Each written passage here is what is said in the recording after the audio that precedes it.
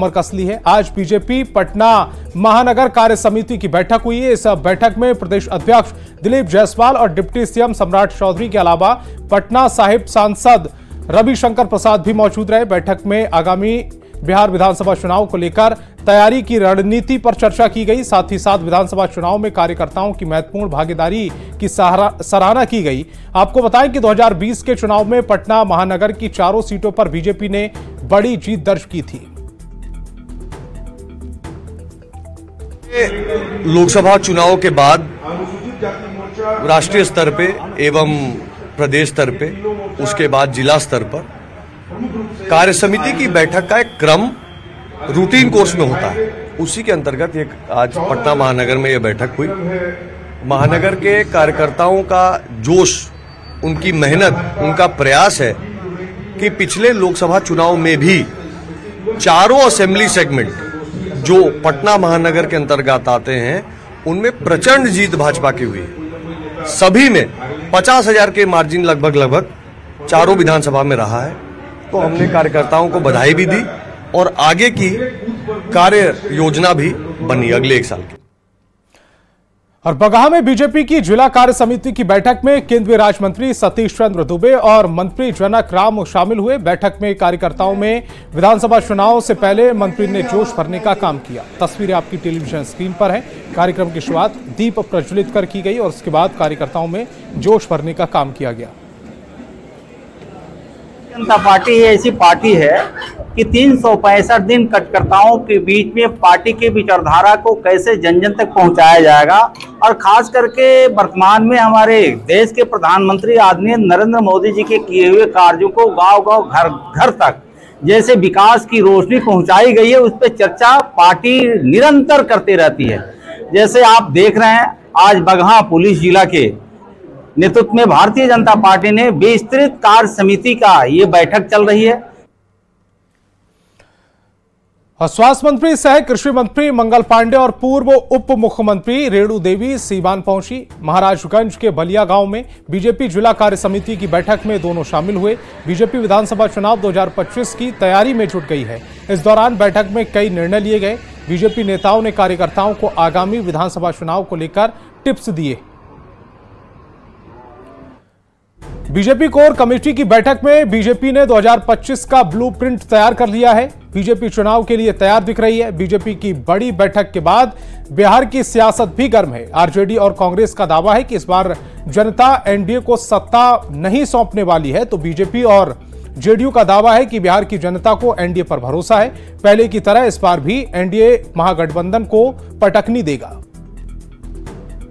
इस विधानसभा चुनाव के लिए भाजपा पूरी तरह तैयार है। भाजपा और एनडीए घटक दलों के आगे महागठबंधन टिक नहीं पाएगा। 2025 चुनाव को लेकर भाजपा ने बूथ स्तर तक अपनी तैयारी मजबूत कर ली है। जनता को भाजपा पर भरोसा है और सरकार पर विश्वास है। लोग इस बात को अच्छी तरह समझ चुके हैं कि बिहार का विकास एनडीए की सरकार ही कर सकती है।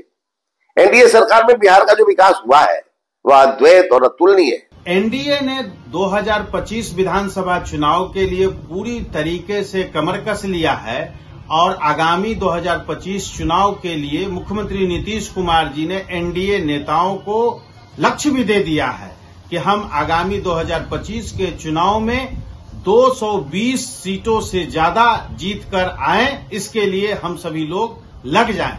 देखिए ना, 2025 के लिए भारतीय जनता पार्टी हो या एनडीए हो पूरी तरह से तैयार है। हम सारे घटक दल जो है मिलजुल करके काम कर रहे हैं और हमने डिलीवरी दिया है, हमने काम किया, हमने जनता का विश्वास जीता है।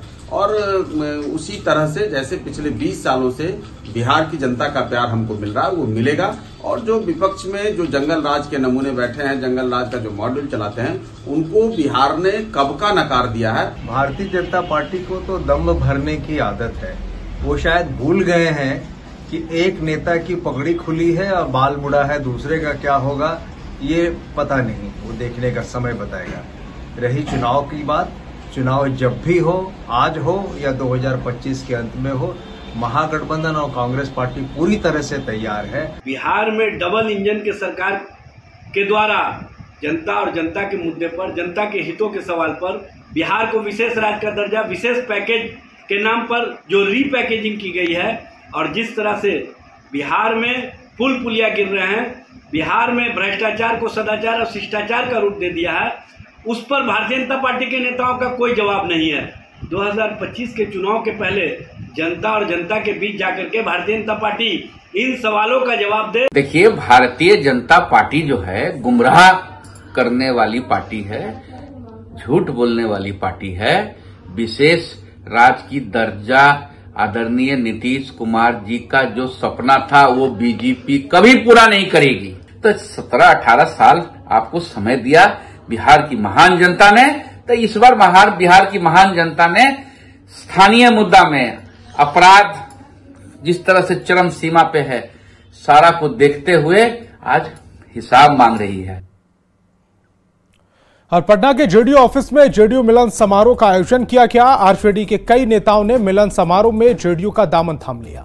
बिहार जेडीयू अध्यक्ष उमेश कुशवाहा, मंत्री अशोक चौधरी और विजय चौधरी ने इन नेताओं का स्वागत किया। उमेश कुशवाहा ने कहा है कि आरजेडी के कई नेता और जेडीयू के सदस्य बन रहे हैं। इन नेताओं का पार्टी में स्वागत है, पार्टी इनका पूरा ख्याल रखेगी।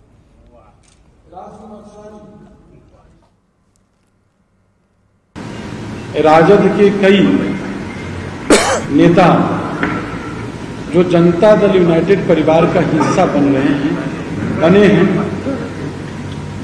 विभिन्न समाज के विभिन्न तबके से आए लोग, नेता जो आज जनता दल यूनाइटेड, जो खास बात यह है कि वो जन्ना कर्पूरी ठाकुर जी के जन्मभूमि कर्मभूमि और खास माननीय पार्टी के नेता विलेपन मंत्री माननीय विजय चौधरी जी के क्षेत्र इलाके से हैं। और बिहार में आरक्षण के मुद्दे पर सियासत जारी है। बिहार बीजेपी अध्यक्ष दिलीप जायसवाल ने कहा है कि आरक्षण पर तेजस्वी को बोलने का अधिकार नहीं। जब पटना हाईकोर्ट ने बढ़े हुए आरक्षण पर रोक लगाई तो हम लोग सुप्रीम कोर्ट गए। तेजस्वी लोगों को गुमराह कर रहे हैं।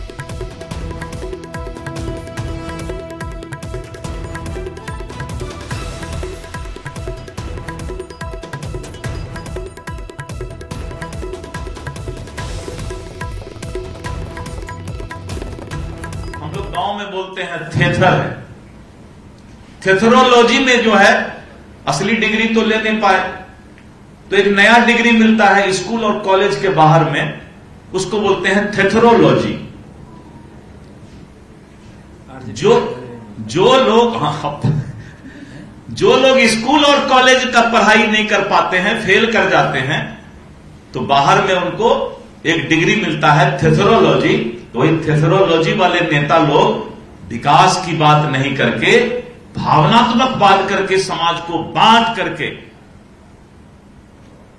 आज राजनीति करने की ताक में है। और बगाम में मंत्री जनक राम ने आरक्षण को लेकर चल रहे बयान पर लालू परिवार पर जमकर हमला बोला। मंत्री जनक राम ने कहा कि एनडीए सरकार की बदौलत आज अनुसूचित जाति और जनजाति के लोग स्थानीय निकाय के साथ सत्ता में अपनी भागीदारी निभा रहे हैं। जिन लोगों ने हमेशा दलितों का शोषण किया, वैसे लोगों को आरक्षण पर बोलने का हक नहीं है।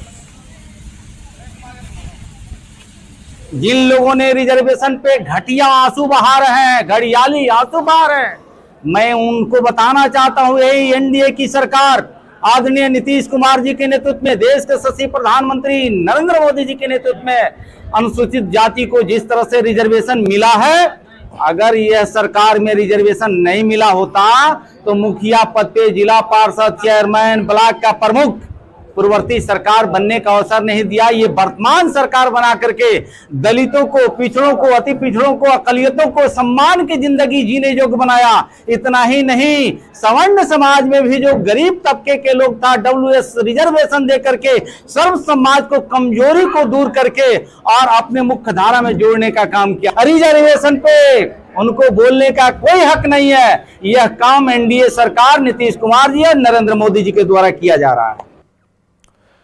बिहार बीजेपी अध्यक्ष दिलीप जायसवाल ने केंद्रीय गृह राज्य मंत्री नित्यानंद राय से आग्रह किया है कि रेल मंत्रालय के साथ साथ छठ से पहले यह तय कराएं कि हर बिहारी छठ अपने घर जा सके। दिलीप जायसवाल ने कहा है कि एनडीए सरकार ने ठाना है कि हर बिहारी को छठ घर में लाना है। मैं करूंगा कि छठ पर्व आने वाला है, मैं नित्यानंद राय जी से अनुरोध करूंगा कि आप रेल मंत्रालय के साथ 1-1.5 महीना पहले बैठकर एनडीए सरकार नीतीश कुमार के नेतृत्व में ठाना है कि हर बिहारी को छठ में घर लाना है। एनडीए सरकार ने ठाना है हर बिहारी को छठ में घर लाना है। तो नित्यानंद जी यहां बैठे हैं। नहीं, बिल्कुल प्रदेश अध्यक्ष जी माननीय दिलीप जायसवाल जी का आदेश है। मैं यह संवाद लेकर जरूर दिल्ली में पहुंचाऊंगा और मुझको भरोसा है कि जो बिहारी छठ पर्व में यहाँ आना चाहेंगे ससम्मान उनको बिहार आने और फिर बिहार से अपने काम धंधों में या जहां भी रोजगार में है नौकरी में लौटने में उनको कोई असुविधा नहीं होगी। इतनी सुविधा प्रदान की। और बिहार के डिप्टी सीएम सम्राट चौधरी ने तमिलनाडु के मंत्री एसएस शिवशंकर के भगवान राम के विरोध में दिए गए बयान पर हमला बोला है। सम्राट चौधरी ने कहा कि मूर्ख को जवाब नहीं दिया जाता, ये बात बोलने वाले लोग मूर्ख हैं। उन्होंने कहा कि राम हर जगह है और रोम रोम में हमारे राम बसे हैं। भारत की राम है, मूर्खों को जवाब नहीं दिया जाता है। ये लोग मूर्ख हैं और भगवान राम नहीं तो कौन? हमारे रोम रोम में भगवान राम है। जिनको जो बोलना है बोलने दीजिए। इस भारत की संस्कृति में भगवान राम है और जो सनातन विरोधी हैं, जो असुरी शक्तियों से मिले हैं, वो इस तरह का बयान देंगे। और दिल्ली से प्रधानमंत्री नरेंद्र मोदी का आमंत्रण पूर्वी चंपारण आया है। पूर्वी चंपारण की 405 पंचायत से महुआबा की युवा मुखिया सुनीता देवी को प्रधानमंत्री ने 15 अगस्त पर दिल्ली के लाल किले पर स्वतंत्रता दिवस समारोह में आने का आमंत्रण दिया है, जहां सुनीता देवी को प्रधानमंत्री सम्मानित करेंगे। सुनीता देवी को यह सम्मान भारत नेपाल बॉर्डर पर बड़ा द्वार बनवाने, मॉडल आंगनबाड़ी केंद्र, साफ सफाई के साथ बेहतर काम करने के लिए दिया जा रहा है। मुखिया सुनीता देवी ने से खास बातचीत की है न्यूज 18 संवाददाता अवनीश कुमार सिंह। नेपाल और बिहार के बीच में बेटी रोटी का संबंध है और नेपाल की बेटी और बिहार की बहू ने पूरे बिहार का मान सम्मान बढ़ाया है, क्योंकि 15 अगस्त को प्रधानमंत्री नरेंद्र मोदी का बुलावा आया है। देखिए हमारे साथ वो मुखिया हैं और मुखिया जी पत्र के साथ मौजूद हैं और प्रधानमंत्री नरेंद्र मोदी का बुलावा आया है। पूरा परिवार खुश है, पूरे बिहार के लोग खुश हैं और खासतौर पर महुआ पंचायत के लोग खुश हैं। मैडम कैसा लग रहा है? आपके साथ आपके पास पत्र भी है और मोदी जी का बुलावा भी है 15 को। बहुत अच्छा लग रहा है। से आदरणीय मोदी जी ने हमको बुलाए हैं, बहुत खुशी के बात। आप कभी सोची थी कि प्रधानमंत्री का बुलावा सीधे आ जाएगा, सीधे अब जाइएगा मोदी? नहीं, हम कभी भी नहीं सोचे थे। हाँ, कभी काल मैंने यहाँ आए थे मोदी जी, तो हमको लगा से जाए हम भी मुलाकात करें, कुछ भी मांगे मेरे पंचायत के लिए। तो मुलाकात होगा तो कुछ मांगिएगा पंचायत के लिए? हाँ, पंचायत के लिए बहुत सारा हम कुछ मांगेंगे। कहाँ मायके है आपका? नेपाल में। बिहार में शादी हुआ?